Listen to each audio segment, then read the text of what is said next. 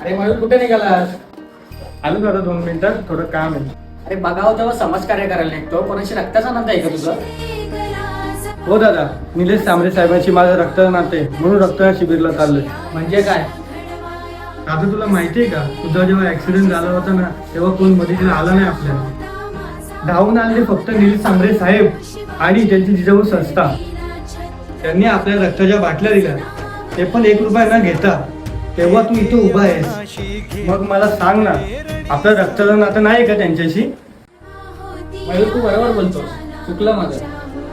दादा उपचार मिळावे रे तेरा चिंता होती आरायाची. मोलाचा असतो जीव जरी गरिबाचा असेल तो, बिन पैशाने उपचारा